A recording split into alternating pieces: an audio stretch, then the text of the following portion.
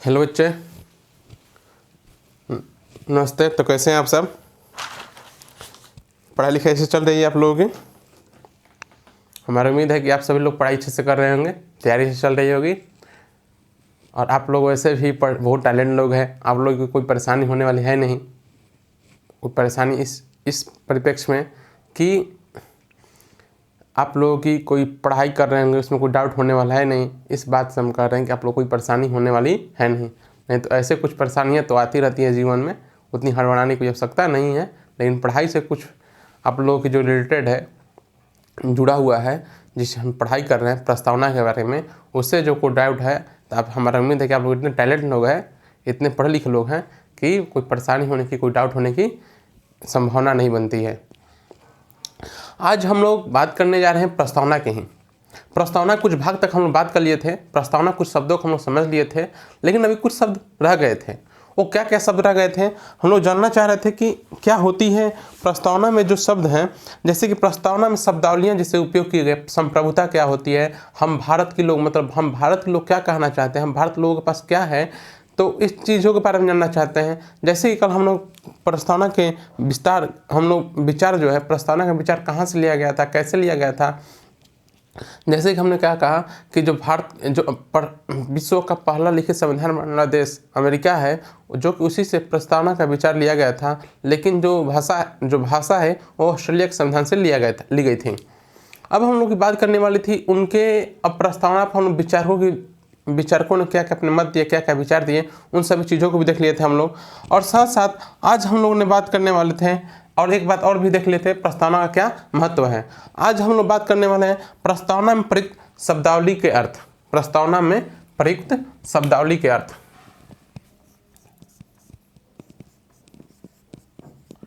एक बार ध्यान दीजिएगा, ठीक है।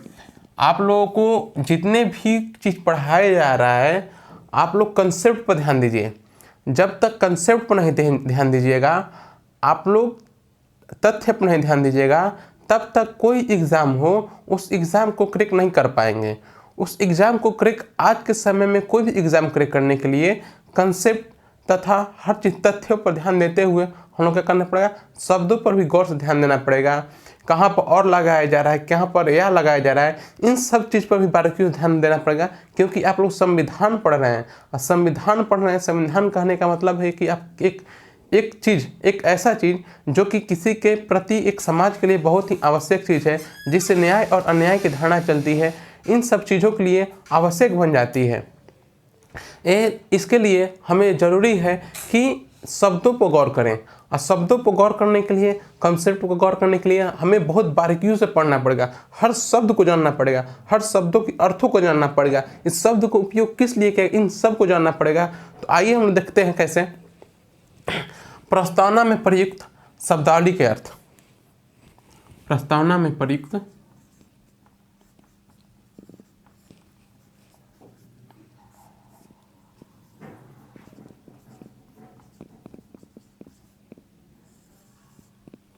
शब्दावली के अर्थ, ठीक है।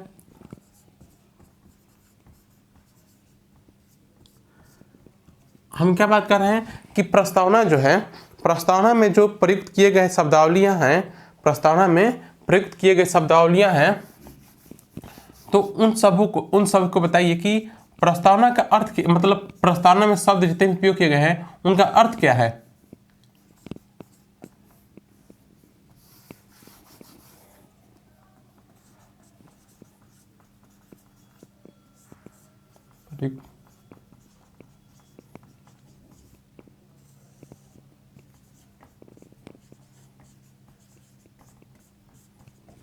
ठीक है, हम लोग बात करना चाहते हैं कि प्रस्तावना में जितने भी शब्द प्रयोग किए हैं उनका अर्थ क्या है। हमने क्या कहा, हमने कल बताया हुआ था, प्रस्तावना को किसी ने कुंजी कहा, किसी ने जन्म कुंडली कहा, किसी ने पहचान पत्र कहा, किसी ने दीर्घकालीन सपनों का विचार कहा। अनेक विचारकों का अनेक मत था।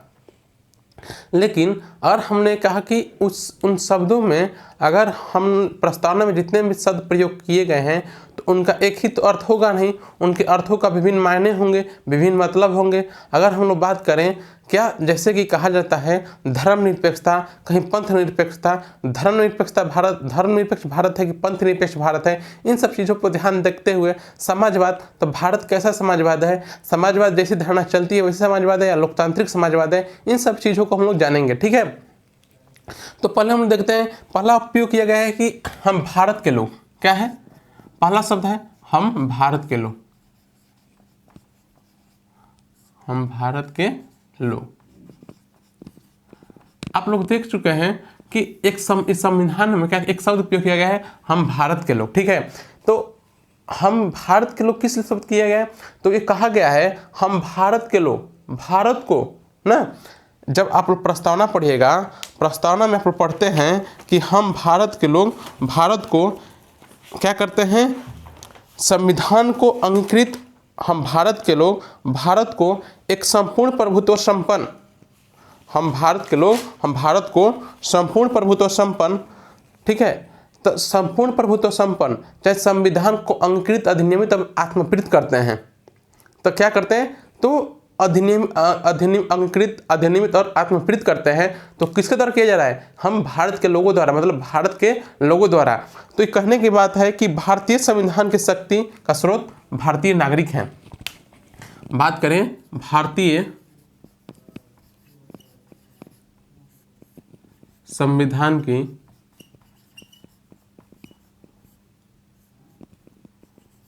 शक्ति का स्रोत, शक्ति का स्रोत, भारतीय संविधान के शक्ति का स्रोत, शक्ति का स्रोत भारतीय नागरिक हैं, भारतीय नागरिक। कहने का मतलब यहाँ पे क्या है हमारा, कि जो संविधान की जो शक्ति है, जो संवैधानिक शक्ति है, जो पूर्ण शक्ति किसमें समाहित है, ये भारत के लोगों में समाहित है। अगर भारत के लोग चाहे तो उनके द्वारा निर्णय लिया जाएगा कि भारत का शासन किनके द्वारा संचालित किया जाएगा, किनके द्वारा संचालित नहीं किया जाएगा। ये किसके अंतर्गत शक्ति है, ये भारत के लोगों के अंतर्गत। और किसी को चाहे उनके आवश्यकता के अनुसार उनकी आवश्यकताएं पूरी नहीं की जा रही किसी शासन के द्वारा, किसी शासक के द्वारा, किसी मतलब कि जो कि शासन चलाता है, जो पार्टी शासन चलाती हो, तो क्या करेंगे, उन्हें उसे चाहे तो अगले चुनाव की प्रक्रिया में जिता सकते हैं या नहीं जिता सकते हैं, चाहे अपने अधिकार को लेकर कोर्ट जा सकते हैं। अगर उनके अधिकारों का हर चीज़ क्या होता है, हर चीज़ का जितने भी संविधान में समाहित है वो भारत के लोगों को, भारत के नागरिकों को देकर ही बनाया गया है। तो इसलिए कहता है आपसे इसमें क्वेश्चन पूछा जाता है कि भारतीय संविधान का वास्तविक शक्ति किसमें निहित है, तो पूछा जाता है कि न्यायपालिका में, विधायिका में, कार्यपालिका में, भारतीय नागरिक में। तो इसका सही आंसर क्या होगा, भारत के नागरिकों में। ठीक है, अब इस भारत की जो वास्तविक शक्ति है, इस धारणा को हम लोग कहते हैं लोकप्रिय संप्रभुता की धारणा, लोकप्रिय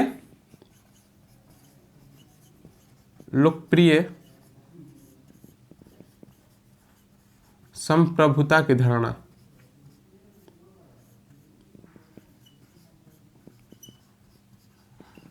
इससे क्या पता चलता है कि संप्रभुता की धारणा कि हम लोग क्या है, पूर्ण रूप से स्वतंत्र हैं, हम लोग क्या है, वास्तविक शक्तियां जनता में नहीं। इसका मतलब कि वास्तविक शक्तियां जो है, वास्तविक शक्ति जनता में निहित है।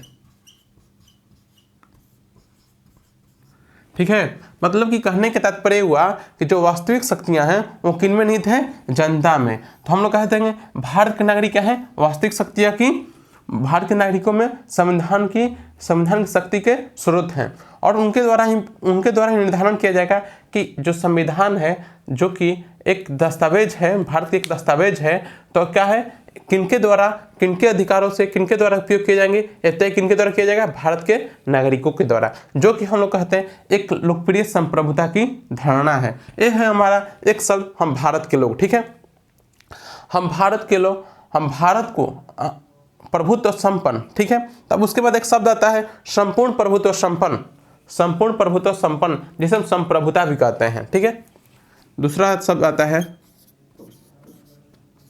संपूर्ण प्रभुत्व संपन्न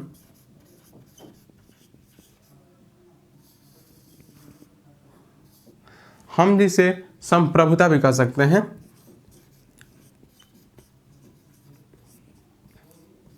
ठीक है। तो संप्रभुता कहने का तात्पर्य हुआ, देखिए इससे पहले हम कुछ कारण, हम इसके पीछे कुछ ऐतिहासिक कारण भी जान लेते हैं, ठीक है। तो क्या होता है कि आप लोग एक क्लास लिए हुए थे हम, रिपब्लिक डे क्यों मनाया जाता है, और रिपब्लिक डे क्यों मनाया जाता है, आप लोगों को पता होगा कि जो भारत का संविधान है 26 नवंबर 1949 तक बनकर तैयार हो चुका था। 26 नवंबर 1949 तक बनकर तैयार हो चुका था, लेकिन 26 नवंबर 1949 तक बनकर तैयार होने के बाद क्या होता है, संविधान को लागू 26 जनवरी 1950 को किया जाता है। ये तो आप लोग जानते होंगे, इसके ऐतिहासिक कारण है। अगर नहीं जानते होंगे तो उस क्लास को जाकर विस्तार में देख लीजिएगा, ठीक है। हम उस क्लास में नहीं जाना चाहते, छोड़िए आगे चलते हैं हम लोग। क्या होता है कि जब 26 जनवरी 1950 को क्या किया जाता है कि संविधान को लागू किया जाता है। साथ कुछ संविधान लागू हो चुके थे ना, कुछ प्रावधान लागू हो चुके थे उससे पहले। और साथ ही जब भारत आज़ाद होता है, अगर हम लोग बात करें कि क्या होता है कि जब भारत आज़ाद होता है 15 अगस्त 1947 को, तो क्या होता है आप लोग पता होगा कि एक एक्ट लाया जाता है ना, भारत शासन अधिनियम 1947, ठीक है। तो भारत शासन अधिनियम 1947 में प्रावधान था कि जब तक क्या होता है, जब तक मतलब पहला चीज़, हम बहुत सारे प्रावधानों पर नहीं ध्यान देंगे। एक प्रावधान था कि हम लोग 2 डोमिनियन बनेगा, क्या बनेगा, 2 डोमिनियन बनेगा, दो डोमिनियन, संरक्षित राज्य बनेगा ना, संरक्षित राष्ट्र बनेगा, डोमिनियन राष्ट्र बनेगा, ठीक है। तो डोमिनियन होता है तो क्या, तो डोमिनियन हम उस क्षेत्र को कहते हैं, डोमिनियन हम लोग उसको उस देश को कहते हैं, जैसे कि ऑस्ट्रेलिया आज भी डोमिनियन है। तो डोमिनियन से कुछ नहीं होता है, आपसे कुछ धन नहीं, कुछ निकास, कुछ नहीं होगा। बस जो राष्ट्र प्रमुख है, अगर जैसे कि मान लीजिए डोमिनियन का मतलब कहने का तात्पर्य हुआ, जैसे कि डोमिनियन कोई देश है, ठीक है, डोमिनियन और मान लीजिए एक कोई कंट्री है, ठीक है, बी का डोमिनियन है, ठीक है। तो जो बी का राष्ट्र प्रमुख है ना, राष्ट्र प्रमुख आरपी लिख दिया, राष्ट्र प्रमुख, तो वो भी क्या होगा, ए का राष्ट्र प्रमुख होगा, क्योंकि बी का डोमिनियन कौन सा है, ए। जैसे ऑस्ट्रेलिया क्या है, ऑस्ट्रेलिया का है, ब्रिटेन का डोमिनियन है, ठीक है। तो ब्रिटेन का जो राष्ट्र प्रमुख होगा, राष्ट्र प्रमुख मतलब कि जो प्रजा होंगे, जो रानी होगी वहाँ की, तो वो राष्ट्र प्रमुख होगी, तो वंशानुगत होती हैं, तो वही राष्ट्र प्रमुख कहाँ होंगे, ऑस्ट्रेलिया के होंगे, ठीक है। तो उस समय क्या किया गया, 2 डोमिनियन बनाया गया, ठीक है। तो 2 डोमिनियन कौन थे, इंडिया और पाक। क्या हुआ, इंडिया और पाकिस्तान, इंडिया और पाकिस्तान को बनाया गया 2 डोमिनियन। और साथ ही यह भी कहा गया कि जब तक भारत में संविधान नहीं बन जाता, जब तक संविधान लागू नहीं जाता, तो उसमें उसका शासन किससे चलेगा, भारत शासन अधिनियम 1935। किससे चलेगा, भारत शासन अधिनियम 1935, भारत शासन अधिनियम 1935। तो कहने का तात्पर्य हुआ, जब तक देश आज़ाद होता है तो 2 डोमिनियन बढ़ जाते हैं, कहते इंडिया और पाकिस्तान, और साथ ही भारत शासन अधिनियम 1935। और साथ ही उसमें और प्रावधान थे, उसमें एक प्रावधान था कि जब भी तो 26 जनवरी 1950 को संविधान क्या लागू होता है, तो हम लोग क्या कहेंगे कि जब भारत आज़ाद होता है, चाहे हम लोग का 1947 से पहले क्या था, भारत एक डोमिनियन देश था, डोमिनियन नहीं था, भारत एक संप्रभु देश नहीं था। क्या था, भारत एक संप्रभु देश नहीं था। 1947 से पहले संप्रभुता इसके पास नहीं थी, संप्रभुता इसके पास नहीं थी, ठीक है। 1947 के बाद डोमिनियन बन जाता है, क्या बन जाता है, डोमिनियन, संरक्षित राज्य बन जाता है। तो 1947 के बाद डोमिनियन बन जाता है, तो क्या होती है कि 26 नवंबर 1949 को संविधान बन जाता है, ठीक है। 26 नवंबर 1949 को संविधान बन जाता है। तो 26 नवंबर 1949 को संविधान बनने के बाद अब क्या किया जाता है कि 26 नवंबर 1949 संविधान बनने के बाद, तो पता होगा कि लागू कब किया जाता है, 26 जनवरी 1950 को। तो क्या है कि इसमें प्रावधान थे कि 26 जनवरी 1950 जो संविधान लागू किया गया उसमें इसके पास एक अधिकार थे, रिपील। रिपील मतलब होता है इस एक्ट के माध्यम से अन्य एक्ट खारिज किए जा सकते हैं। तो जैसे कहा गया कि जो डोमिनियन स्टेट की दर्जा मिली थी ना, तो भारत शासन अधिनियम 1935 के तहत, किसके तहत? भारत शासन अधिनियम अथॉरिटी थी। और डोमिनियन किसके तहत मिली थी? तो भारत शासन अधिनियम 1947, भारत शासन अधिनियम 1947, ठीक है। तो भारत शासन अधिनियम 1947 के तहत भारत और पाकिस्तान दो डोमिनियन राष्ट्र बने थे और शासन किसके तहत चला था? भारत शासन अधिनियम 1935 के तहत। तो जब संविधान लागू होता है तो संविधान लागू होने में एक प्रावधान होता है कि जब संविधान, भारतीय संविधान सभा चाहे तो किसी संविधान को अपने अंदर समाहित कर सकती है, किसी को खारिज कर सकती है, रिपील कर सकती है, खारिज कर सकती है। तो क्या किया गया कि संप्रभु 395 के तहत जो कि भारत शासन अधिनियम 1947 है, भारत शासन अधिनियम 1947 है, इसे क्या कर दिया गया, खारिज कर दिया गया। तो अगर भारत शासन अधिनियम 1947 के तहत भारत क्या था? डोमिनियन राष्ट्र था। तो और भारत शासन अधिनियम 1947 को हम लोगों ने खारिज कर दिया, तो क्या हो गया? डोमिनियन राष्ट्र खत्म हो गया। भारत क्या हो गया? डोमिनियन संरक्षित राज्य से खत्म हो गया। अब क्या बन जाता है? यहाँ से एक संप्रभुता राज्य बनता है। क्या बनता है? एक संप्रभु राज्य बनता है। उसके तहत भारत शासन अधिनियम को भी खारिज कर दिया जाता है। भले ही इसके कुछ प्रावधान क्या होते हैं, हमारे मूल संविधान में लगभग 200 अनुच्छेद समाहित हैं। ये चीज़ एक बार फिर समझते हैं, ठीक है। देखिए अच्छे से इसको अच्छे से और बारीकी समझने की उस क्लास को देख लीजिएगा, ठीक है। आप लोग क्लास देख लीजिएगा तो समझने में आसान ही होगी। हर शब्द, हर कंसेप्ट आपको क्लियरिटी वहाँ पर हो जाएगी। बहुत सारे जो कंसेप्ट है हम लोगों की पॉलिटी की, जो बेसिक लेवल की, वो क्लियर हो जाएगी। आप लोग कोई परेशानी होने की जरूरत नहीं। तो क्या है कि हमने संप्रभुता की बात की, ठीक है। अगर इसे मान लीजिए हमने क्या कहा, ये संप्रभुता है, संप्रभुता, ठीक है। ध्यान दीजिएगा क्या है, संप्रभुता है। तो भारत क्या है, अगर जैसे मान लीजिए कि भारत, तो संप्रभुता है, तो हम लोग लिख सकते हैं, सॉरी इसके लिए हम लिख सकते हैं बीच में भारत है, ठीक है। ये भारत है, भारत है। ये डेट है 15 अगस्त 1947। क्या है? 15 अगस्त 1947। तो 15 अगस्त 1947, ठीक है। अब इससे जो पहले था, 15 अगस्त 1947 से जो पहले था, भारत संप्रभु नहीं था। क्या थी? इसके पास संप्रभुता नहीं थी, ठीक है। लेकिन क्या होता है, भारत संप्रभुता नहीं थी, लेकिन जब आपको पता, उस इतिहास में नहीं जाना चाहते। अब क्या होता है कि 1947 भारत शासन अधिनियम, लीड एंड शॉर्टकट में BSA, भारत शासन अधिनियम 1947 पारित किया जाता है, ठीक है। तो भारत शासन अधिनियम के तहत इस संविधान में प्रावधान किया जाता है कि 2 डोमिनियन राष्ट्र बनेंगे। क्या बनेंगे? 2 डोमिनियन राष्ट्र बनेंगे। तो कहा गया इसमें the end of British rule, Bharat में जो है ब्रिटिश का शासन क्या होता है, समाप्त होता है। और साथ साथ क्या होंगे कि 2 डोमिनियन राष्ट्र बनेंगे। तो क्या, एक कॉन्स्टिट्यूशन असेंबली का गठन किया जाएगा, और जो कि इसमें प्रावधान किया गया, उतना हम लोग अंदर नहीं जाना चाहते, उसके लिए हम कह दिए हैं, क्लास बता दी, उसको देख लीजिएगा। भारत शासन अधिनियम के तहत 2 डोमिनियन स्टेट बने, 2 डोमिनियन स्टेट बने, ठीक है। कौन कौन? एक पाकिस्तान, एक इंडिया, ठीक है, एक इंडिया। और इसमें यह भी प्रावधान किया गया कि जब तक संविधान सभा गठन किया जाएगा, लेकिन जब तक संविधान नहीं बन जाता, जब तक संविधान नहीं लागू हो जाता, तब तक इस देश का शासन भारत शासन अधिनियम 1935 के तहत क्या किए जाएंगे, संचालित किए जाएंगे।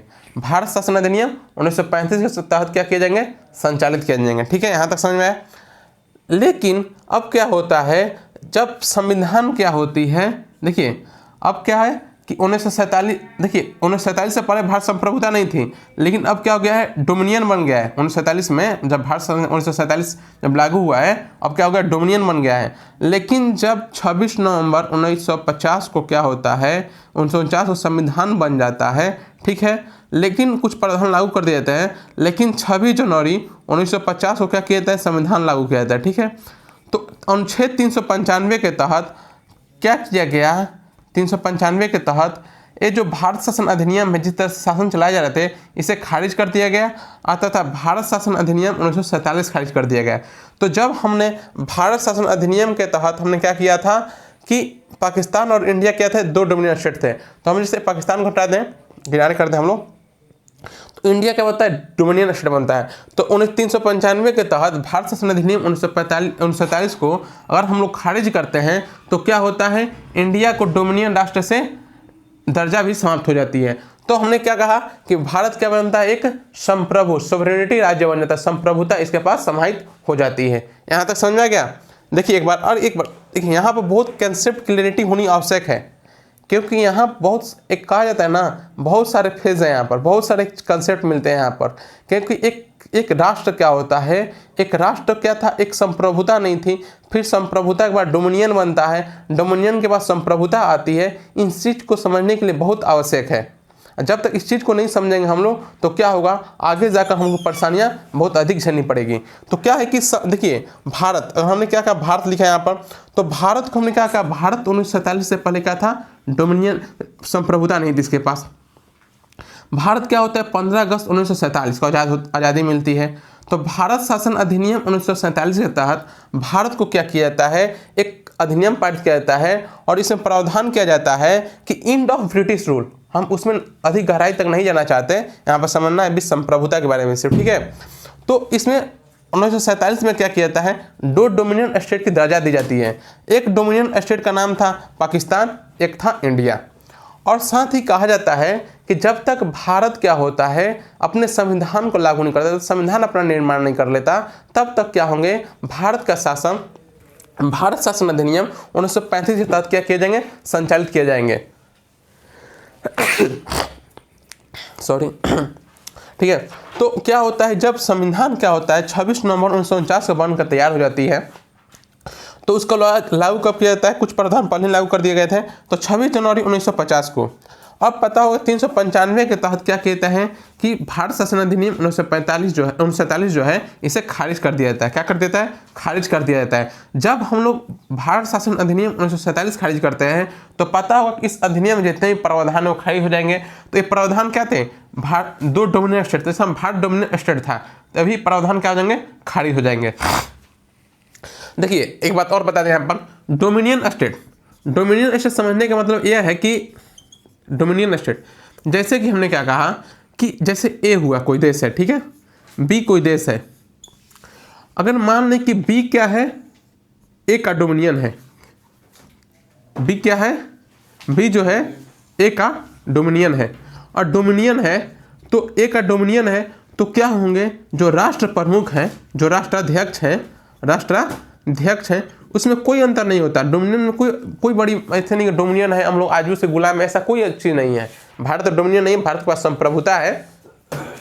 तो क्या है कि राष्ट्राध्यक्ष डोमिनियन में क्या होता है, जो राष्ट्राध्यक्ष ए के हैं वही राष्ट्राध्यक्ष क्या होंगे, बी के भी होंगे। क्या होंगे, वही राष्ट्राध्यक्ष बी के होंगे। इसी को हम क्या कहते हैं, डोमिनियन स्टेट, डोमिनियन राज्य कहते हैं। और उसी तरह से भारत क्या होता है, जब भारत शासन अधिनियम 1947 और भारत शासन अधिनियम 1935 को खारिज कर दिया जाता है, और साथ ही भारत क्या हो जाती है, एक संप्रभु राज्य भारत एक संप्रभु राज्य के रूप में सामने को दर्शाया जाता है, ठीक है। अब हम लोग बात करते हैं संप्रभुता क्या होती है, संप्रभुता का अर्थ क्या होता है। तो हम बहुत कोई बड़ा शब्द नहीं है समझने के लिए, ठीक है। इस चीज़ को समझ लिए तो बहुत बड़ा कंसेप्ट समझ लिए, बस इसे और बारीकी समझने के लिए आपको उस क्लास को देखना पड़ेगा, रिपब्लिक वाली क्लास को।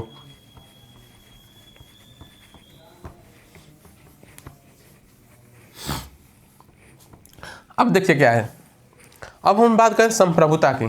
तो संप्रभुता किसी अन्य सत्ता के अधीन न होना, किसी अन्य सत्ता के अधीन न होना।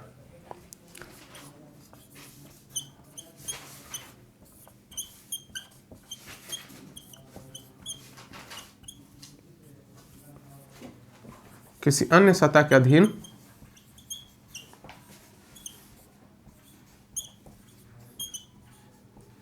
न होना।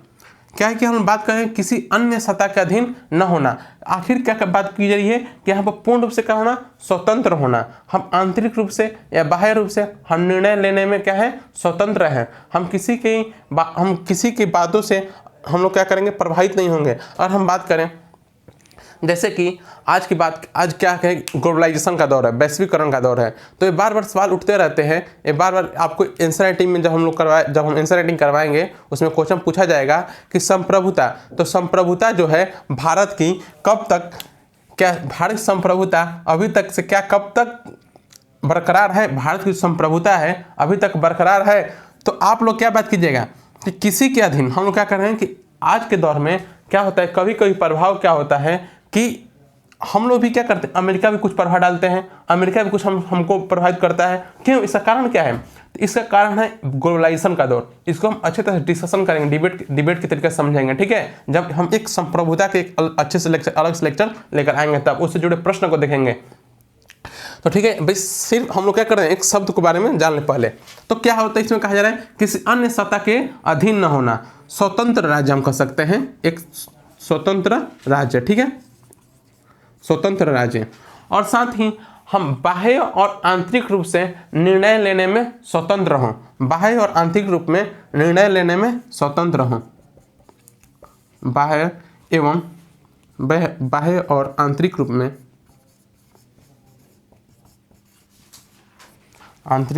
रूप में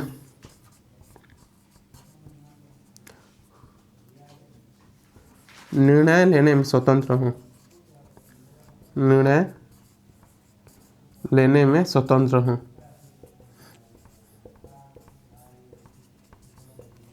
ठीक है, कहने का मतलब यह है कि संप्रभुता आप उस देश को कहते हैं, उस राज्य को कहते हैं कि जहाँ पर क्या हो, राज्य मतलब इसमें समझिएगा जैसे कि राज्य मतलब उत्तर प्रदेश, उत्तराखंड, इन सब नहीं समझिएगा, हम लोग देश के रूप में यूज कर रहे हैं राज्य को, ठीक है। तो क्या होता है, किसी अन्य सत्ता के अधीन न होना, वो वैसा देश, वैसा राज्य जो क्या हो, किसी अन्य सत्ता के अधीन न हो, और बाहर और आंतरिक रूप से क्या हो, वो निर्णय लेने में पूर्ण रूप से स्वतंत्र हो, किसी के निर्णय से प्रभावित न हो। एक चीज़ है, आप लोग देख लिए, हम भारत के और भारत की संप्रभुता, तो इन सब इस चीज़ों को लिख लीजिए, अभी हम इंतजार कर रहे हैं, ठीक है। आगे चलते हैं फिर।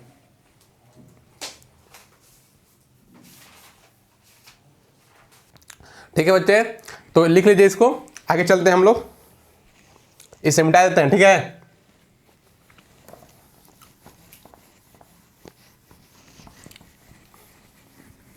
चलिए,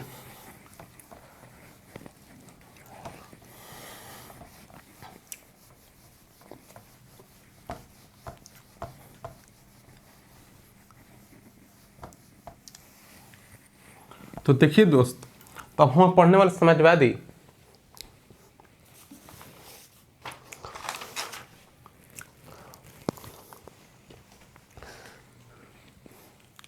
अब हम देखेंगे समाजवादी शब्द।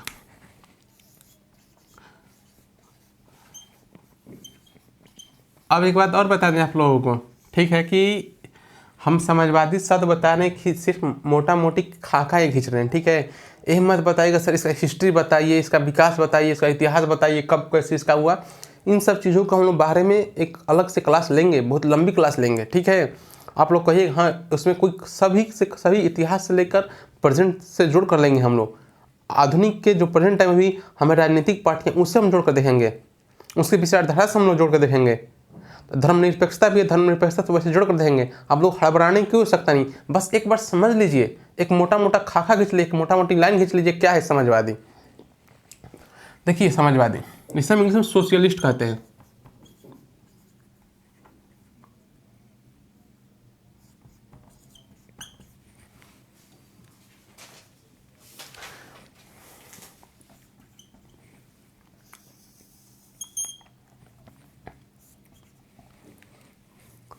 क्या है कि इसकी पृष्ठभूमि हम देखें तो यूरोप में आधुनिक काल की शुरुआत उदारवादी विचारधारा से होती है, ठीक है।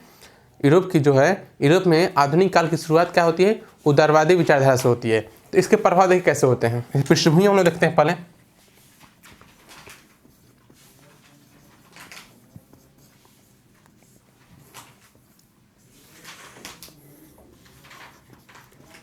यूरोप में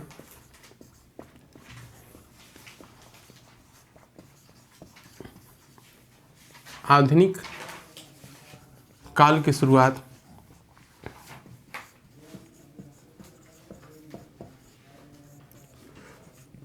उदारवादी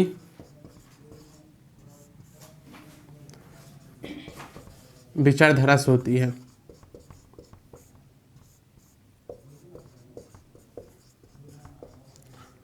क्या होती है? उदारवादी विचारधारा से। ठीक है, अब हम देखते हैं कि इसमें क्या क्या प्रावधान थे। ठीक है,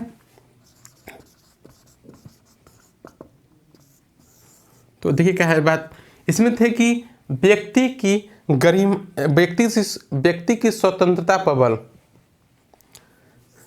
व्यक्ति की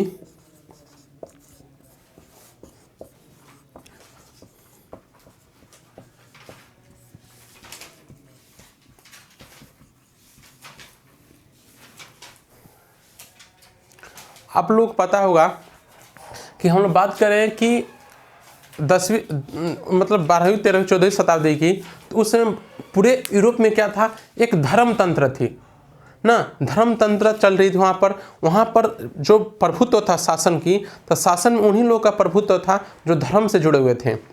तो क्या था कि उस समय लोगों की स्वतंत्रता की बात नहीं थी, वहाँ पर लोग जो चाहे मनमाने तरीके से अपने इच्छा के अनुसार नहीं कर सकते थे। तो उदारवादी विचारधारा के साथ इसमें क्या किया गया कि व्यक्ति की स्वतंत्रता पर बल दी गई, साथ ही व्यक्ति को साध्य माना गया, व्यक्ति को साध्य माना गया,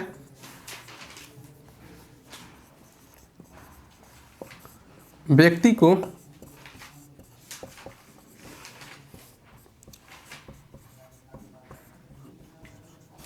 साध्य माना गया।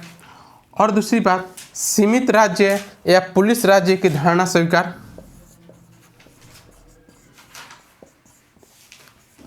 सीमित राज्य या पुलिस राज्य की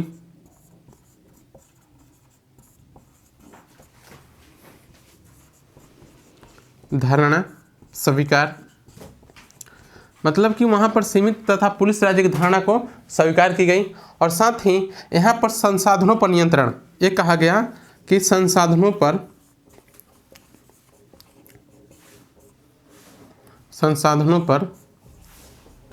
नियंत्रण,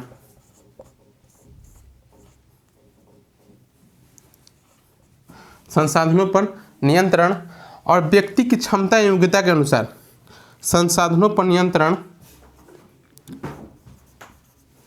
व्यक्ति की क्षमता एवं योग्यता के अनुसार।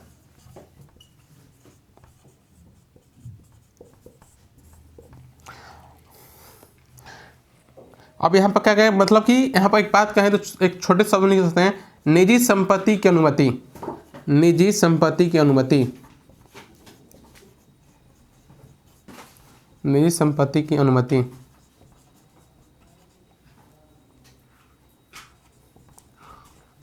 और अगला पॉइंट देखें तो अहस्तक्षेपवादी राज्य की धारणा, अहस्तक्षेपवादी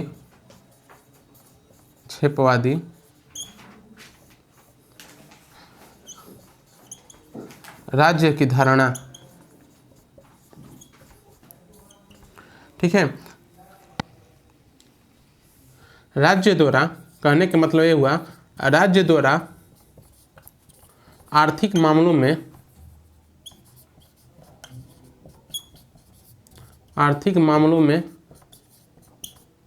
हस्तक्षेप नहीं।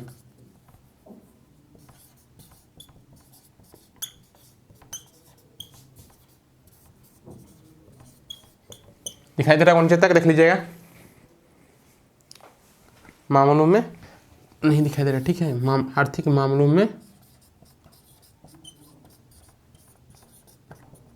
हस्तक्षेप नहीं।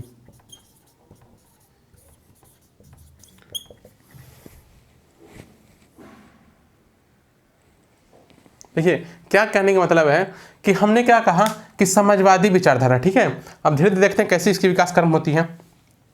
तो समाजवादी विचारधारा है, उसकी शुरुआत क्या होती है, यूरोप से होती है, और साथ साथ ये क्या होती है कि उदारवादी विचारधारा के रूप में बदल जाती है। मतलब इसकी शुरुआत को उदारवादी विचारधारा से होती है। एक बात और बता दें इसकी, देखिए विश्व में जितनी भी युद्धें हुई ना, तो युद्ध क्या होता है कि एक विचारधारा के रूप में भी देखी जाती है। जैसे कि आप लोग जानते हैं एक शीत युद्ध के रूप में एक समय था।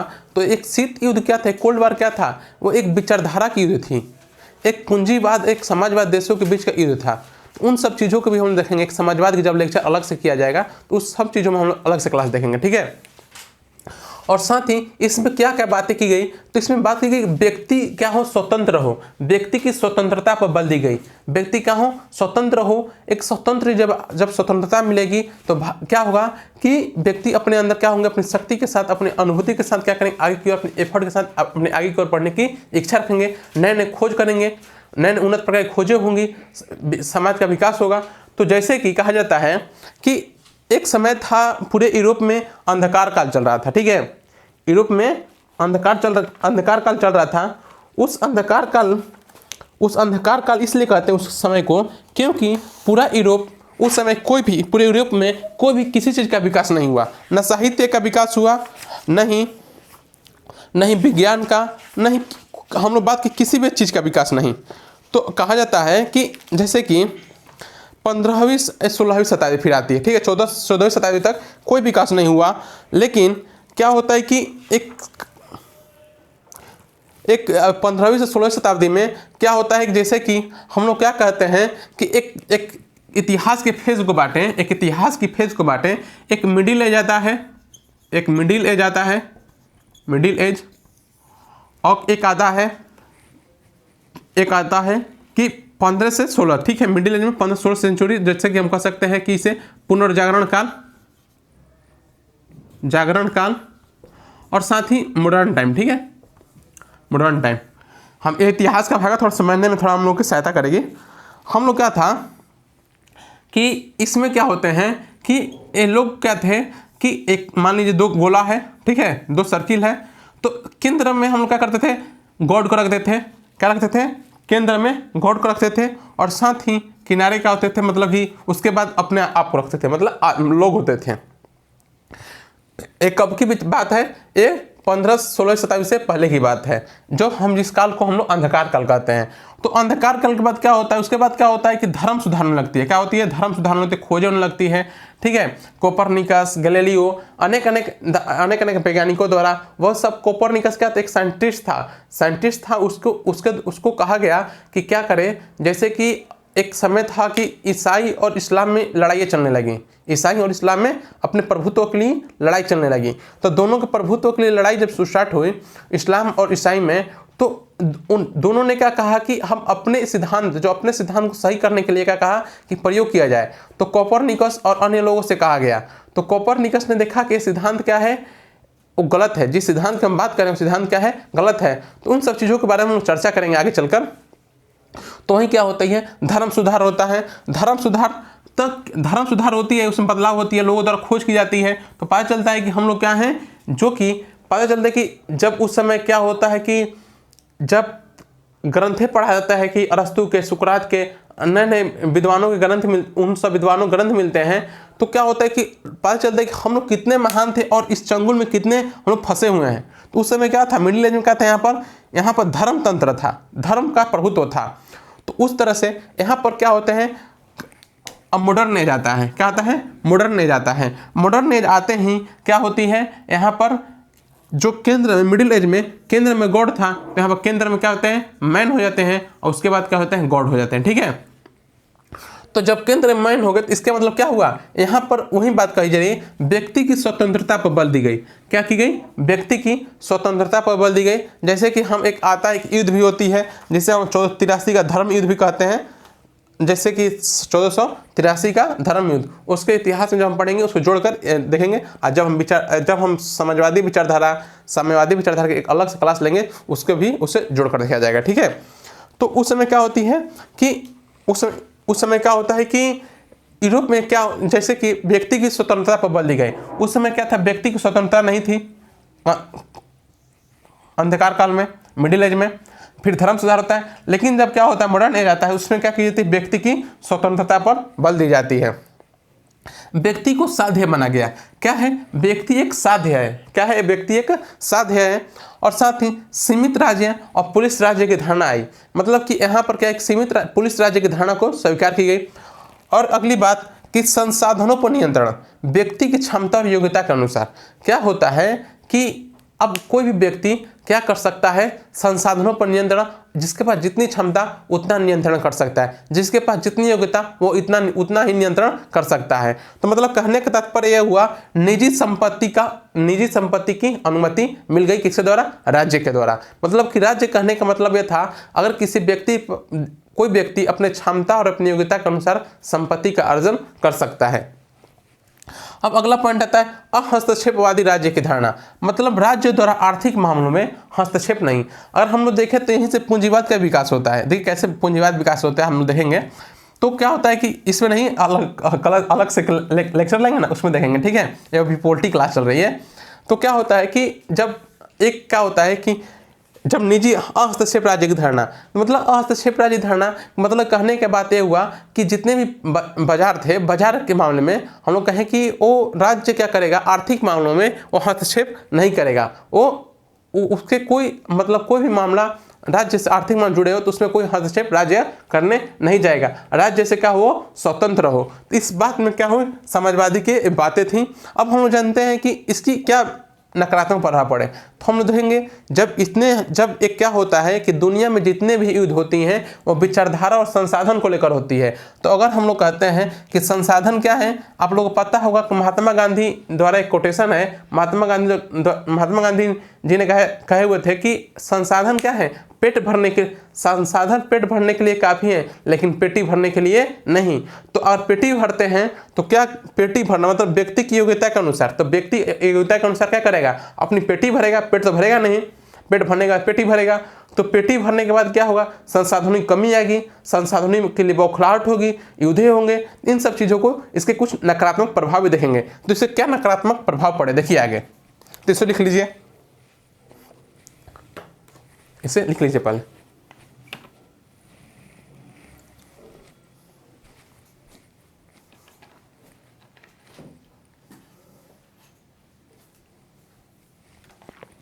अब इसे मिटाते हैं, ठीक है।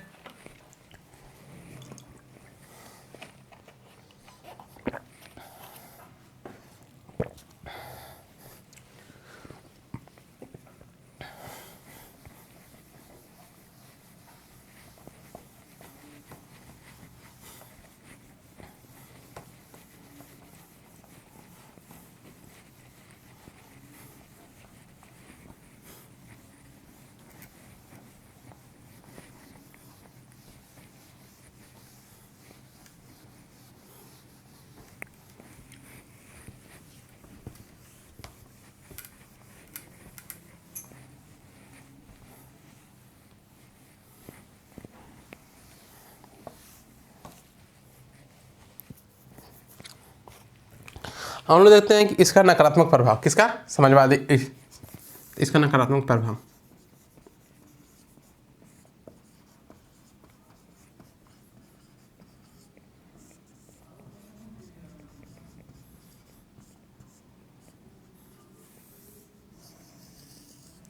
इसके नकारात्मक प्रभाव के रूप में देखेंगे पूंजीवादी समाज। क्या होता है कि जब संसाधनों पर नियंत्रण होगा, राज्य हस्तक्षेप नहीं करेगा, तो क्या होगी, पूंजीवादी समाज का उदय होगा। तो क्या है, पूंजीवादी समाज का उदय, मतलब पूंजीवादी समाज।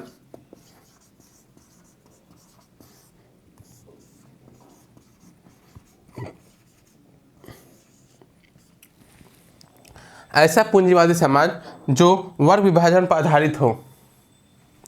मतलब कि ऐसा पूंजीवादी समाज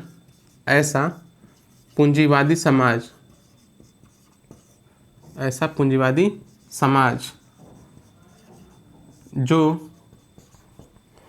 वर्ग विभाजन पर आधारित था। मतलब कि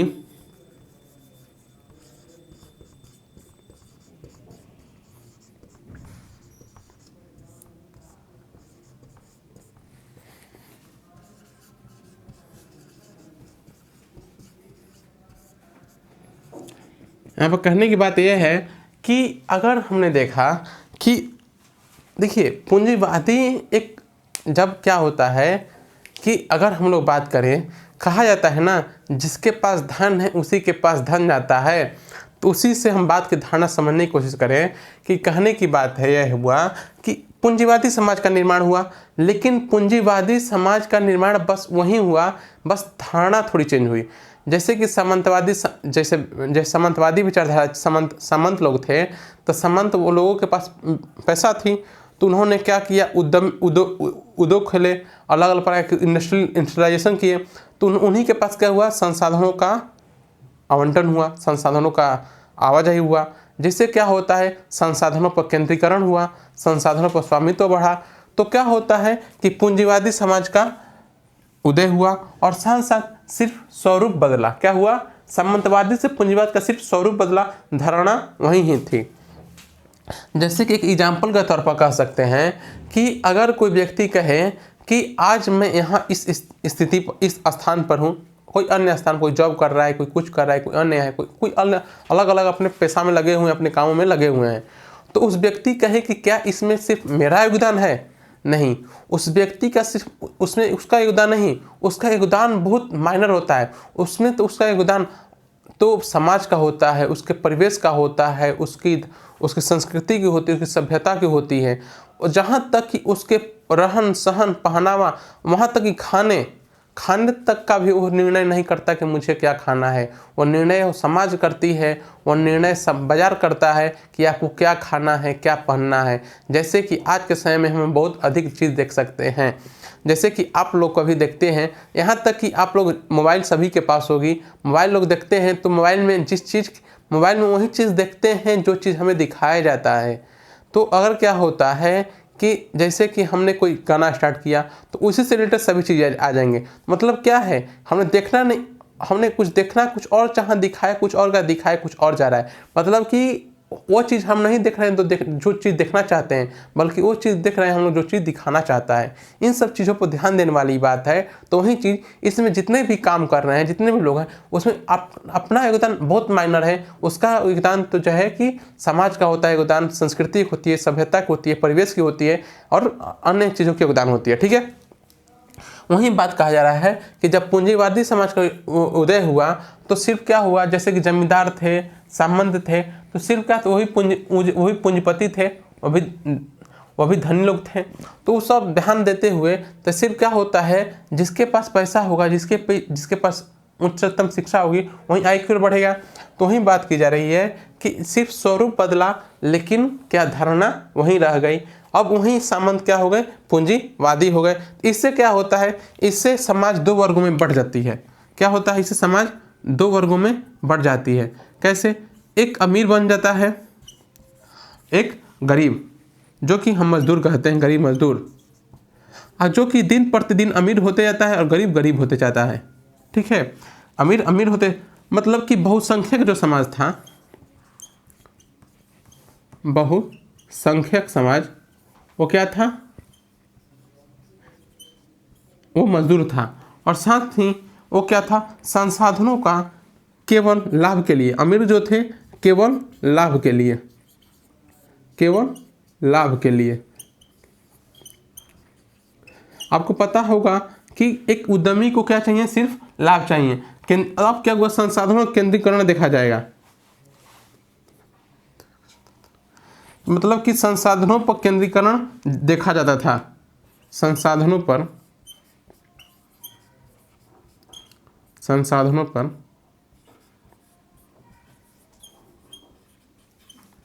केंद्रीकरण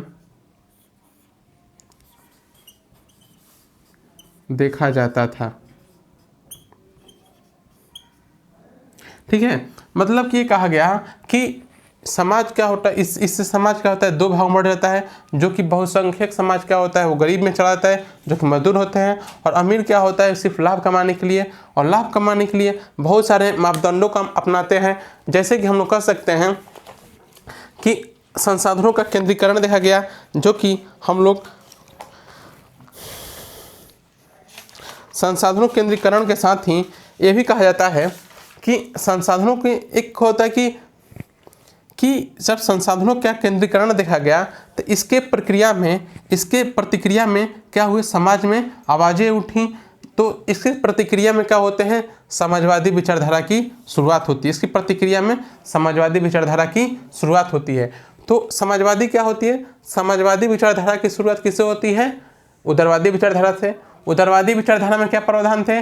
लोगों की स्वतंत्रता थी, लोगों का केंद्रीकरण लोगों को साध्य माना गया, और साथ ही जो संसाधन थे संसाधनों को पर केंद्रीकरण होने लगा, और साथ ही राज्य को आर्थिक मामले में हस्तक्षेप नहीं। इन सब चीज़ों को देखते हुए क्या होता है, इसके नकारात्मक प्रभाव पड़ते हैं। नकारात्मक प्रभाव में पूंजीवादी समाज का क्या होता है? उदय होता है। और पूंजीवादी समाज ऐसा समाज बनता है जो कि पूरे समाज को दो भागों में विभाजित कर देता है।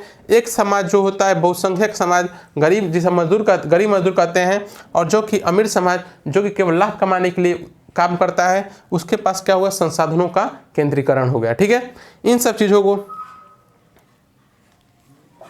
मतलब कि ये कहा गया कि मतलब कि उदारवादी विचारधारा में उत्पादन, वितरण और उत्पादन, वितरण आदि के प्रश्नों पर विचार सिर्फ कौन करेगा?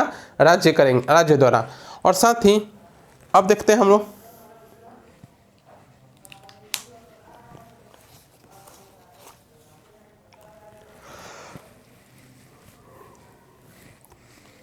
अब इसके रूप में देखते हैं कि इसके प्रतिक्रिया स्वरूप समाजवादी विचारधारा।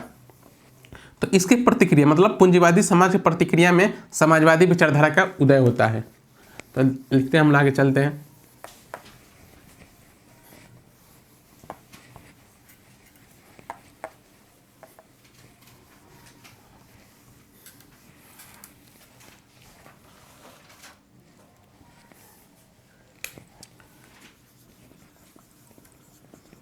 इसके प्रतिक्रिया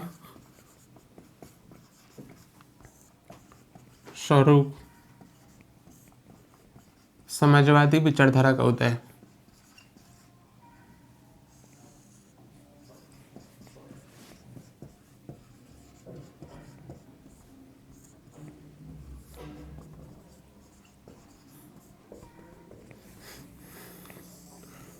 तो इसकी प्रतिक्रिया में समाजवादी विचारधारा क्या मापदंडे थी? तो समाज में समाज में समानता स्थापित करने पर बल दिया जाता था। समाज में समानता स्थापित करने पर बल दिया जाता था।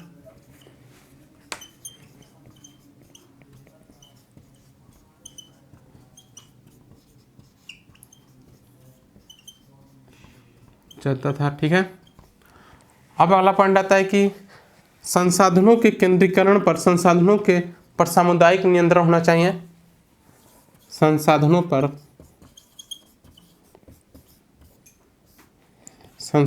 समुदाय में सबका सामुदायिक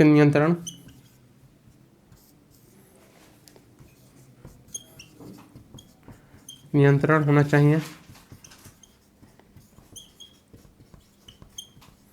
ठीक है। अब अगला पॉइंट है संसाधनों का समतामूलक वितरण।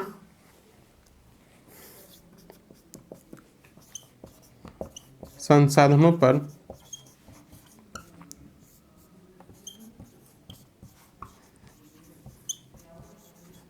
समतामूलक वितरण पर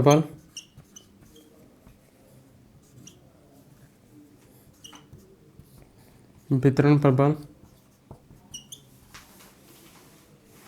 दिया जाता है।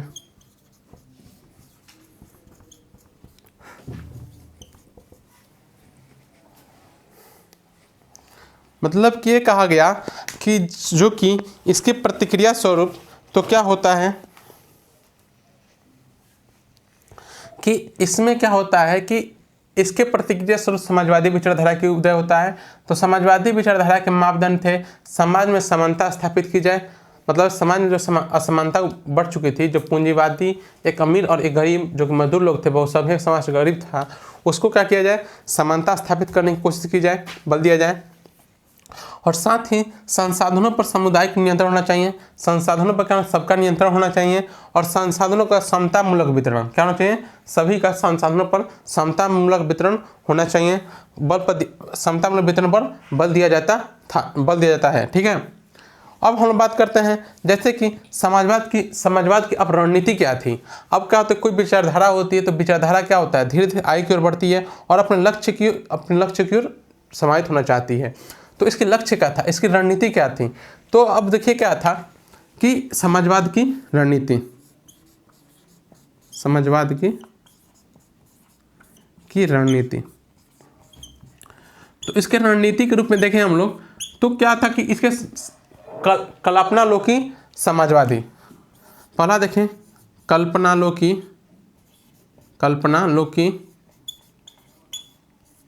समाजवादी,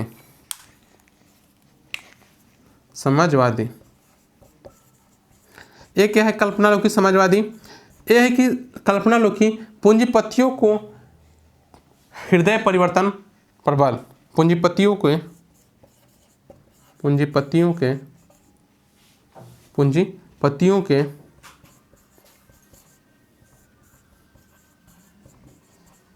हृदय परिवर्तन प्रबल। ठीक है, मतलब ये कहा गया कि एक कल्पना है, अगर हम आपसे कहें कि आप बहुत धनी मनी हैं, आप अपने संसाधन को किसी गरीब में बांट दीजिए तो कितने लोग बांटेंगे, तो क्या है कि बहुत कम। क्योंकि देखिए क्या था कि यहाँ पर पूंजीपतियों से दिक्कत नहीं थी, यहाँ पर दिक्कत थी जमींदारों से, लोगों की दिक्कत जमींदारों से थी। क्योंकि पूंजीपति तो उद्यमी करता है, रिस्क लेता है, तब अपने आप को क्या करता है, आगे बढ़ता है और तब संसाधनों को एकजुट करता है। लेकिन जो जमींदार थे, जो सामंत लोग थे, उनका कोई मतलब कि कोई अब अपने कोशिश नहीं करते, अपने कोई रिस्क नहीं लेते हैं, तो अपने उनका जीवन में क्या करते हैं, लोगों के शोषण द्वारा अपने साम्राज्य को खड़ा किए हुए होते हैं, संसाधनों को रखे हुए होते हैं, तो उनसे परेशानी थी। तो वही कहा जा रहा है कि एक कल्पना लोग समाजवादी है कि पूंजीपतियों का हृदय परिवर्तन हो जाएगा और क्या करेंगे, अपने धन को समान रूप में सबको बांट दिया जाएगा। लेकिन ये क्या है, एक कल्पना के रूप में सिर्फ देखा जा सकता है। लेकिन जब हम आगे देखें,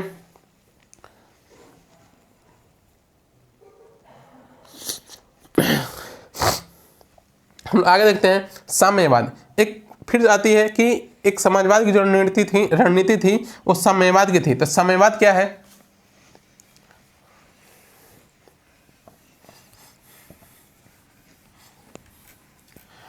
अभी इसके ऐतिहासिक कारण कुछ नहीं जानते, अभी कुछ नहीं देखें, बस समझने की बात कर रहे हैं। ठीक है, अब देखेंगे जैसे कि कहा था समाजवाद की जो प्रतिनिधि था 1917 के 1912 के लमसम क्या होता है, रूस से शुरुआत होती है, कैसे शुरुआत होती है, जो कैसे उसकी आर्थिक रणनीतियाँ थी, इन सब चीज़ों के बारे में भी नहीं पढ़े, उसके बारे में कभी पढ़ेंगे हम लोग, टाइम निकाल कर एक अच्छा खासा लेक्चर लेंगे समाजवाद के ऊपर, सभी पक्ष को जोड़ते हुए, सामाजिक, आर्थिक, राजनीतिक और वैचारिक पक्ष को जोड़ते हुए हम लोग।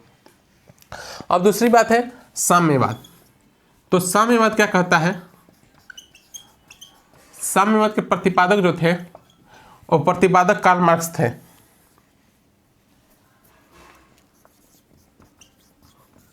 कार्ल मार्क्स द्वारा प्रतिपादन।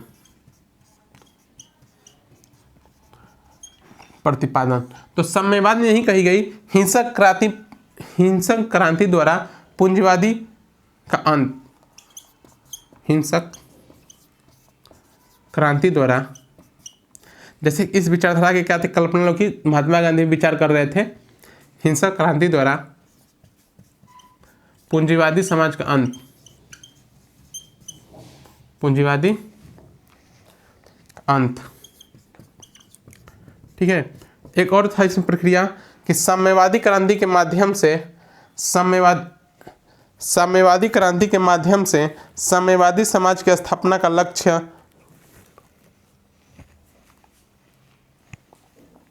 साम्यवादी क्रांति के माध्यम से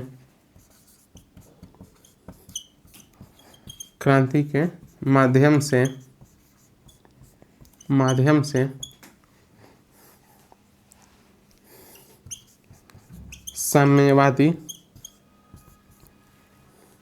समाज की स्थापना लक्ष्य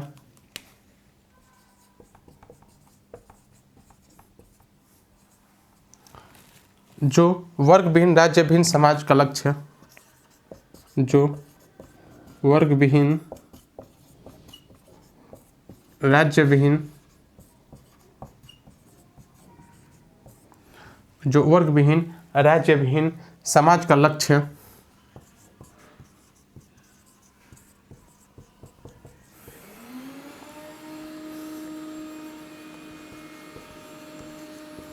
लेकिन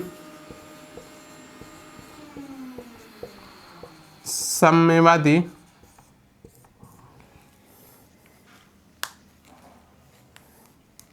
इसे मिटाए थे नीचे वाले, ठीक है।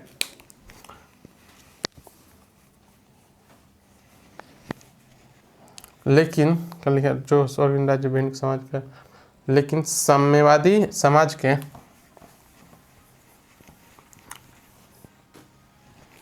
साम्यवादी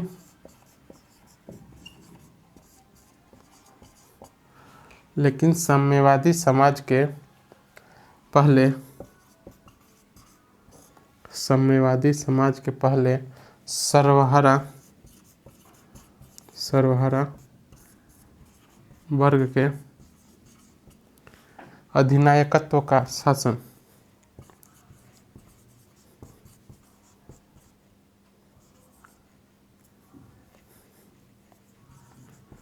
तत्व का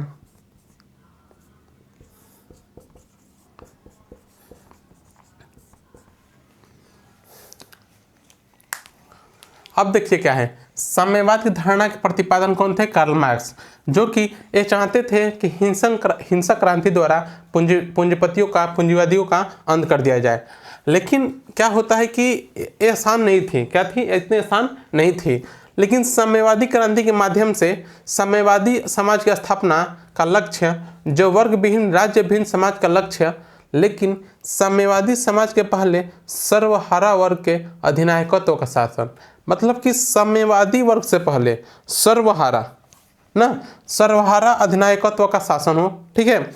और इसके बाद क्या होती है, अगला पॉइंट आता है राज्य समाजवाद, जो कि हम लोग बात करते हैं साम्यवाद के दो ही देश थे, जैसे कि रूस और चीन। इसके अलग से हम क्लास लेंगे, ठीक है, इस बात को भूलिएगा नहीं, ठीक है। एक बस विचारधारा जानिए, कैसी विचारधारा है, कहाँ से विकास हो रही है। अब आती है अगला राज्य समाजवाद, हम जिसे कहते हैं राज्य साम्यवाद, राज्य समाजवाद, चाहे राज्य साम्यवाद, वो कैसी विचारधारा है, हम इसे लोकतांत्रिक समाजवाद भी कहते हैं, जिस पर भारत की राजनीतिक व्यवस्था टिकी हुई है। जो कि हम लोग कहते हैं कि नहीं हम लोग पूंजीवादी का मार्ग अपनाएंगे, नहीं समाजवादी का मार्ग अपनाएंगे, हम लोग क्या करेंगे, बीच का मार्ग अपनाएंगे, जो कि एक क्या है, लोकतांत्रिक समाजवाद है। तो हम जिसे राज्य समाजवाद कहते हैं,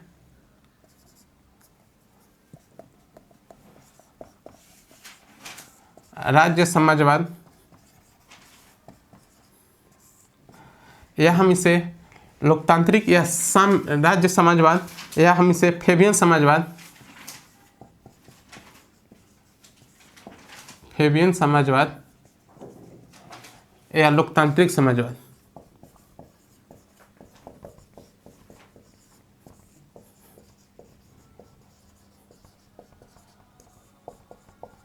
ठीक है। अब क्या है लोकतांत्रिक समाजवाद? शांतिपूर्ण तथा क्रमिक रूप से समाजवाद, शांतिपूर्ण तथा क्रमिक रूप में, मतलब कि यहाँ पर कहने की बात यह है कि क्या करेंगे हम लोग, शांतिपूर्ण तरीके से क्या करेंगे हम लोग, शांतिपूर्ण तरीके से क्या करेंगे, धीरे धीरे सब कुछ अधिकार लिए, कुछ किसी का संसाधन लिया जाएगा और धीरे धीरे बांटा जाएगा। ना हिंसक क्रांति की जरूरत है, ना एकाएक परिवर्तन करने की जरूरत है। हम लोग आहिस्ता आहिस्ता धीरे धीरे क्या करेंगे, संसाधनों का समतामूलक वितरण पर बल देंगे, ठीक है। और साथ ही एक आ गया राज्य के द्वारा समाजवाद। राज्य के द्वारा, राज्य का मतलब कि राज्य के द्वारा, राज्य की धारणा क्या रहेगी, राज्य के द्वारा समाजवाद,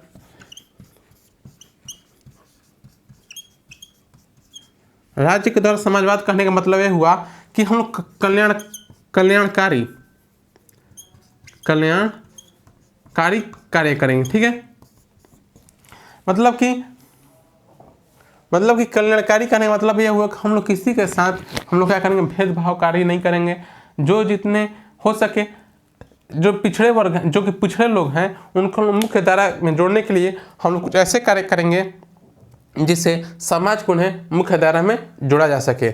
और साथ ही भारत में समाजवाद का विचार, अब हम लोग देखेंगे भारत में समाजवाद का विचार कैसी है। ठीक है, भारत में ये वो हमारा राज्य फेबियन समाजवाद, जिससे फेबियन समाजवाद जिससे क्या थे, नेहरू प्रभावित थे। भारत में समाजवाद का विचार। अब देखिए क्या है, भारत में समाजवाद का विचार कैसी है, तो क्या है कि राष्ट्रीय आंदोलन के दौरान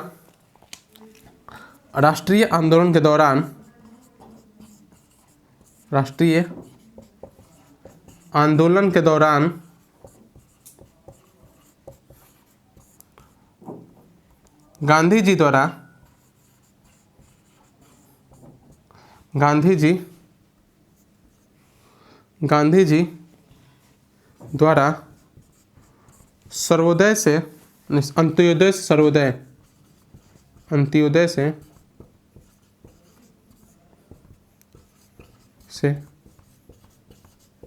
सर्वोदय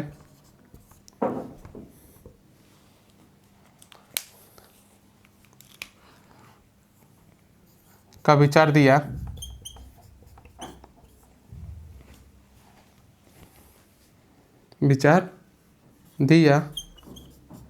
जो समाजवादी विचार ही हैं।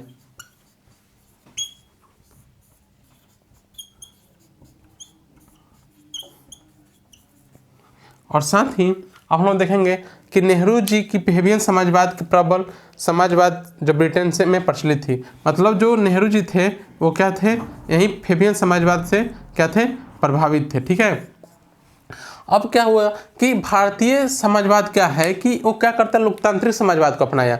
उन्होंने क्या किया कि इनका क्या नाम था कि एक ये हुआ कि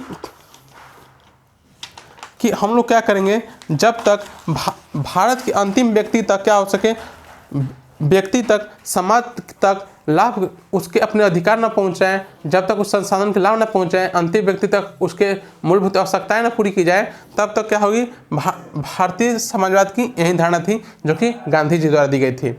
मतलब कि अंत्योदय से सर्वोदय की ओर, अंतिम से अंतिम व्यक्ति तक। ठीक है, और साथ ही अब नेहरू जी जो थे वो क्या थे, फेबियन समाजवाद से प्रभावित थे।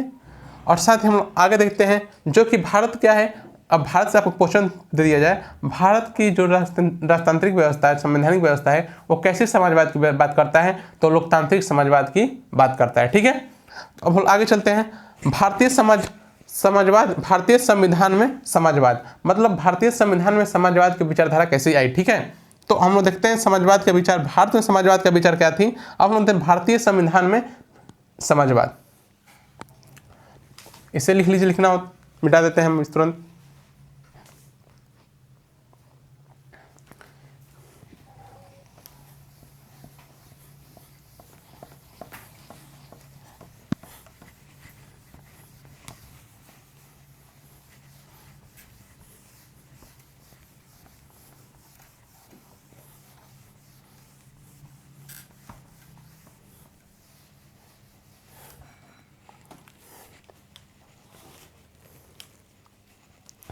भारतीय संविधान में समाजवाद,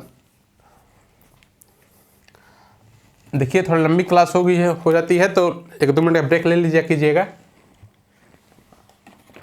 कम से कम जब क्लास स्टार्ट किए ही हैं तो एक टॉपिक कम से कम तो होना चाहिए ना। आप लोग अगर कोई भी डाउट हो, कभी कभी लगता हो कि फास्ट क्लास चल रही है, तो कह दिया कीजिएगा कि सर यहाँ पर डाउट हो जा रही है, थोड़ा स्लो बता दीजिए, फिर से रिपीट कर दीजिए, तो आप लोग बता सकते हैं कहीं भी कि सर एक बार फिर से नहीं समझ में, एक बार फिर से इसे बताया जाए, तो आप लोग को कोई दिक्कत नहीं, कमेंट बॉक्स में कमेंट करके बता सकते हैं कि सर फिर से अगर बताया जाए तो आपको फिर से क्लास ले ली जाएगी समाजवाद की। क्योंकि एक ऐसा चैप्टर है जिसे पढ़ना बहुत ही आवश्यक है, साथ ही बहुत ही ज़रूरी भी। जब तक इस चीज़ को नहीं पढ़ेंगे, क्योंकि इस शब्द का ज़रूरत, क्योंकि जब तक हम कहीं भी पढ़ें, कोई भी चीज़ पढ़ें, कि चाहे इकोनॉमिक्स पढ़ें, चाहे पॉलिटी पढ़ें, चाहे समाज सोशोलॉजी पढ़ें, चाहे कोई भी सब्जेक्ट पढ़ेंगे, इस विचारधारा की आवश्यकता वहाँ पर जरूर देखी जाएगी। ठीक है, तो इसीलिए कोई भी डाउट हो तो पूछते रहिएगा। हड़बड़ाने की और डरने की कोई आवश्यकता नहीं कि लज्जा करने की हमको नहीं आती, ये चीज़ नहीं आती।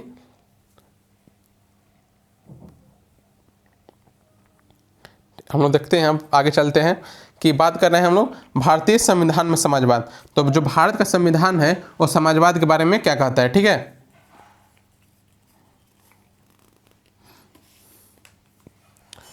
तो क्या है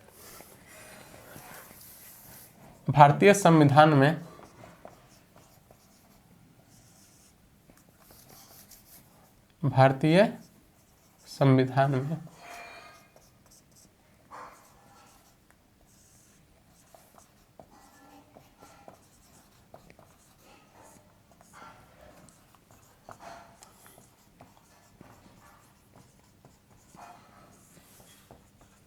अगर हम बात करें तो एक कहा जाता है कि भारतीय संविधान में समाजवाद, हम बात करते हैं मूल संविधान में समाजवाद का उल्लेख नहीं है।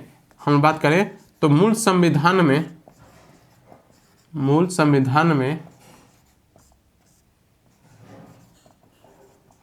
यहाँ से कुछ क्वेश्चन पूछे जा सकता है, डाउटफुल नहीं होना। ठीक है, आपसे पूछा जाए निम्न में से मूल संविधान में किन शब्दों का जिक्र नहीं है, तो उसमें दे देगा कि जैसे कि संप्रभुता, अखंडता, बंधुत्व, समाजवाद, इन सब चीज़ों को दे देगा। आपको जो भी आंसर सही लगे उस चीज़ टिक मार दिया। लेकिन मूल संविधान में समाजवाद का जिक्र नहीं है, समाजवाद का उल्लेख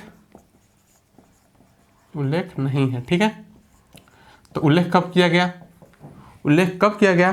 तो 1955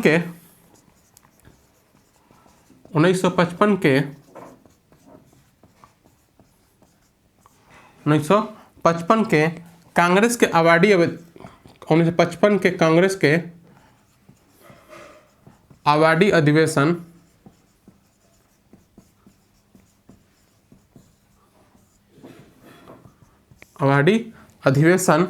में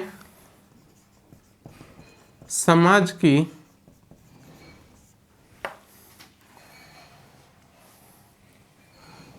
के साम्यवादी ढांचे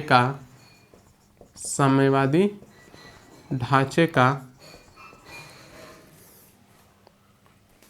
लक्ष्य को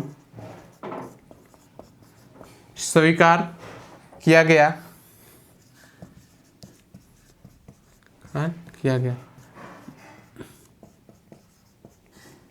इसके तहत मतलब कि ये कहा जाता है कि जो कि 1955 भारत के संविधान में, मूल संविधान में समाजवाद शब्द का उल्लेख नहीं है, लेकिन अगर संविधान वहीं 1955 में जब कांग्रेस का अवार्डी अधिवेशन होता है, उसमें समाजवादी ढांचे, मतलब समाजवादी के जो ढांचे होती हैं, उनके जो लक्ष्य होते हैं, उन्हें स्वीकार किया गया। इसके तहत क्या स्वीकार किए गए? तो पहला,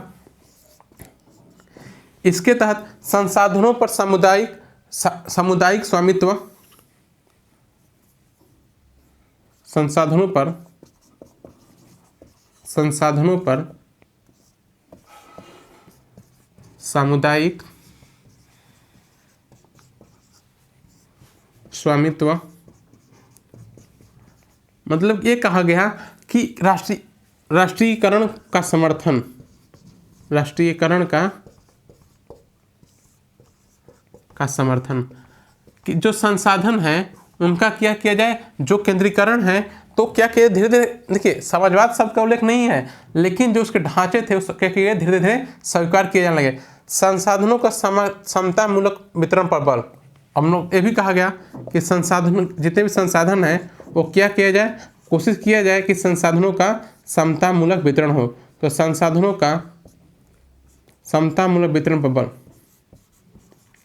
समतामूलक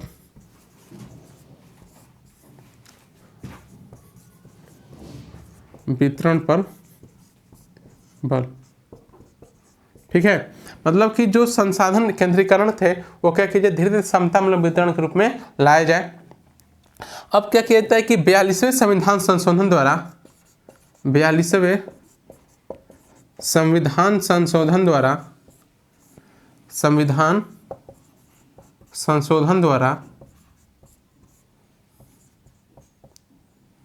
42वें संविधान संशोधन 1976 जो कि 1976 में होता है, 76 द्वारा समाजवाद शब्द को जोड़ा गया।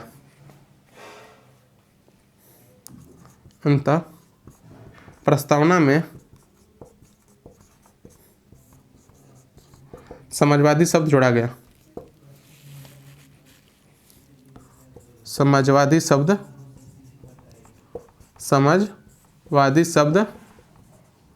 शामिल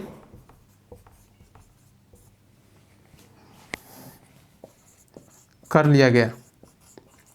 मतलब ये कहा जा रहा है कि हमने क्या कहा कि मूल संविधान में समाजवाद शब्द का जिक्र नहीं था, ठीक है, लेकिन 1955 में आबादी अधिवेशन होता है। आबादी अधिवेशन के तहत ये कहा जाता है कि हमारे मतलब कि संविधान में समाजवाद शब्द का जिक्र तो है नहीं। उसके कारण क्या है हम अच्छे से जिक्र करेंगे। उसके कारण यह था कि दुनिया दो भागों में बटी हुई थी। एक दुनिया को हम लोग कहते हैं पूंजीवादी दुनिया, मतलब पूंजीवादी देश थे, एक थे समाजवादी देश। तो क्या होता कि अगर हम लोग किसी देश का हम लोग पक्ष नहीं लेना चाहते थे, हम लोग किसी की ओर झुकना नहीं चाहते थे, हम लोग अपना एक अलग रास्ता बनाना चाहते थे, तो होता कि अगर हम लोग क्या करते किसी की ओर झुकते तो हम लोग क्या करते दूसरा कोई दबाव बनाता। तो इसी तरह सभी के साथ हम लोग रिश्ते को बनाए रखना चाहते थे, चाहे वो ब्रिटेन हो। और ब्रिटेन के साथ हम लोग रिश्ता भले ही ब्रिटेन हमें गुलाम बनाया था, हम ब्रिटेन के गुलाम थे, लेकिन उससे भी हम आज़ादी का रिश्ता खराब करते तो क्या उससे हमको क्या था, नुकसान ही था। तो इसीलिए हम लोगों को न समाजवादी की ओर जाना था, न पूंजीवादी की ओर जाना था, न किसी मतलब विचारधारा को बनाना था। लेकिन इसमें क्या कहा गया कि हम लोग समाजवादी विचारधारा तो नहीं, समाजवादी शब्द का उल्लेख नहीं किए हैं। इसके कारण भी बता चुके हैं हम लोग, और इसके कारण और अच्छे से बात करेंगे जब हम कर चुके अलग से क्लास लेंगे। तो आबादी अधिवेशन में क्या कहता है कि समाजवादी ढांचे जितने भी कुछ होते हैं, संसाधनों का सब बात है, तो हम लोग क्या करेंगे, संसाधनों के जो स्वामित्व हैं राष्ट्रीयकरण का समर्थन करेंगे, और तथा जो संसाधनों का क्या करेंगे हम लोग समतामूलक वितरण पर बल दिया जाएगा। और तथा 42वें संविधान संशोधन 1976 द्वारा इसके भी कारण थे, ठीक है, इसके भी ऐतिहासिक उस समय के कुछ समय कारण को जानेंगे। क्या कारण था कि उस समय कि समाजवादी शब्द 42वें संविधान संशोधन 1976 में समाजवादी शब्द प्रस्तावना में शामिल कर लिया गया, ठीक है। अब देखिए इसके ऊपर क्या करते, टिप्पणी करते, एक बात है DS नकारावाद, ठीक है। DS नकारावाद में सर्वोच्च न्यायालय था, DS नकारावाद में सर्वोच्च न्यायालय ने विचार दिया कि प्रस्तावना में प्रयुक्त समाजवादी शब्द विचारधारा के रूप में नहीं बल्कि राज्य की नीति के भाग के रूप में है, ठीक है। DS नकारावाद में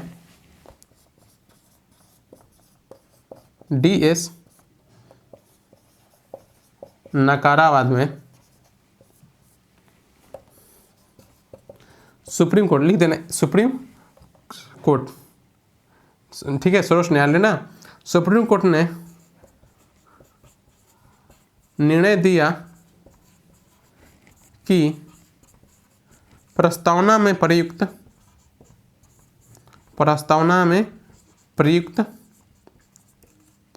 समाजवादी शब्द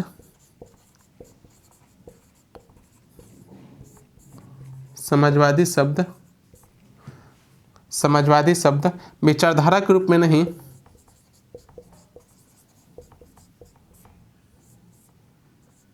विचारधारा के रूप में नहीं बल्कि राज्य के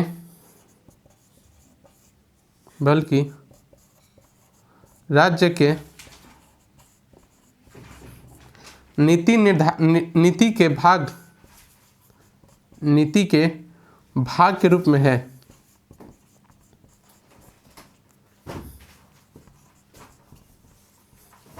जिसका उद्देश्य